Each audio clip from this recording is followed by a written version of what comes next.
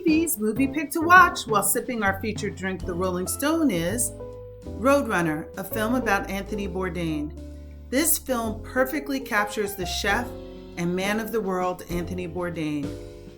Let's take a look. It was almost never about food. It was about Tony learning how to be a better person.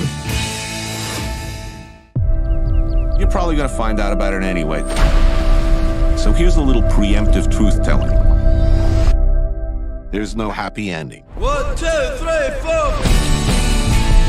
Chef Anthony Bourdain. Anthony Bourdain. Anthony Bourdain, the renowned chef and best-selling author of Kitchen Confidential. All the TV chefs are so cuddly and adorable, you know, maybe I'm the antidote or something. Has a new program, Parts Unknown. 1 minute I was standing next to a deep fryer, and the next I was watching the sunset over the Sahara.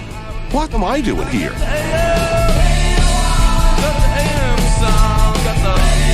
I said earlier that I was going to tell you the truth.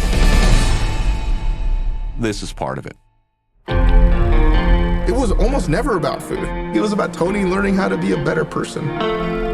When he threw himself into something, he threw himself completely. Why am I here? Am I insane?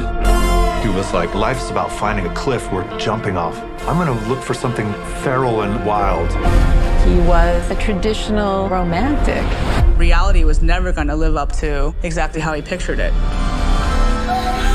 Hey, what's up, man? He was always rushing to get into the scene. He was rushing to get out of the scene, to go somewhere next, even if he had nowhere to go.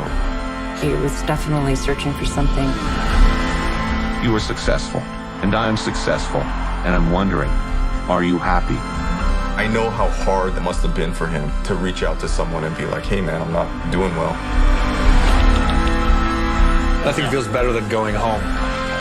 And nothing feels better than leaving home. The bittersweet curse. Travel isn't always pretty. You go away, you learn. You get scarred, marked, changed in the process.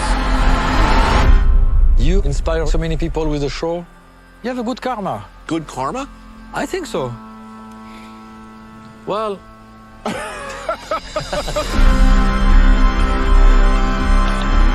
Some of you might ask, how is this food related?